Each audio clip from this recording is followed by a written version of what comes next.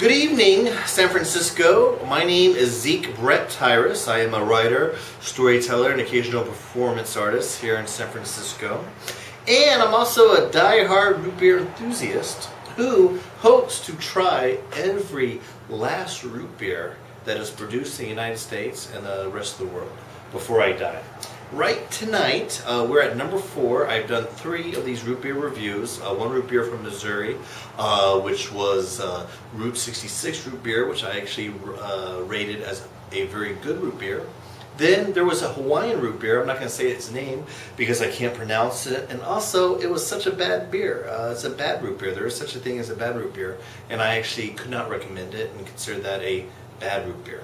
And then last night, I actually had the pleasure of drinking a root beer from Jackson Hole, Wyoming called Bucking Root Beer. And I could not have been more enthusiastic. I consider this a great root beer.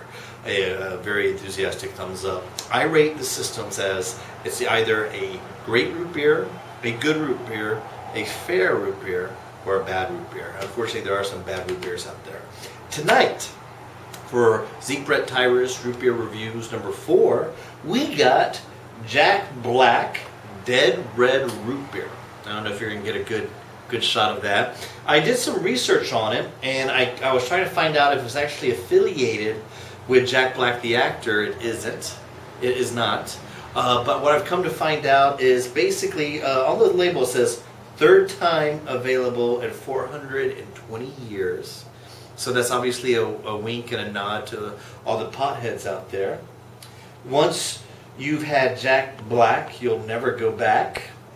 Let me see, ingredients, blah, blah, blah, nothing too unique. And let me see here, it says, better dead red than just plain dead. So I'm trying to figure out who is their marketed audience. It's certainly not the A&W crowd. They're trying to market to somebody.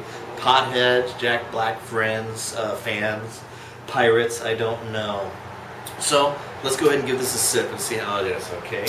But I tell you what, I actually enjoyed the label. I think they did kind of a good job in marketing, so that's part of this process. So I'm actually giving it a thumbs up on just this, excuse me.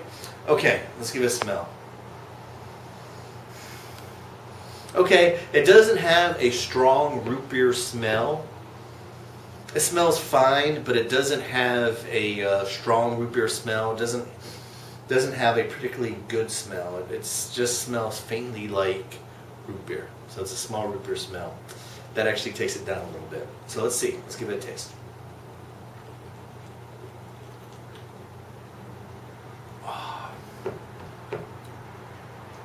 Okay, guys. You know,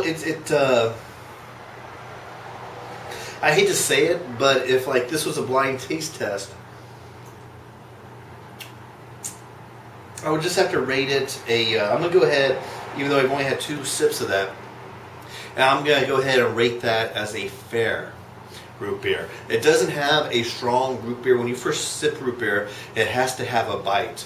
There is some foam in the mouth there, so it's going to have a pretty good head, and it does have an okay aftertaste. It doesn't have a wonderful, good aftertaste. A root beer should have a little vanilla, maybe a little bit of honey on the tongue. This doesn't have any. There is kind of an citric acid type aftertaste towards the back of my mouth. That's not a great feeling, you know, unless I'm drinking maybe a vodka cranberry or something. That's not a really good feeling. I'm going to drink this whole thing, but would I ever purchase this again? Or probably not. I would rate this as a very fair, possibly bad root beer, despite all its marketing. Maybe if I was stoned off my mind, I'd enjoy it. I don't know. But this is not a root beer that I could recommend. It's only fair. Thank you.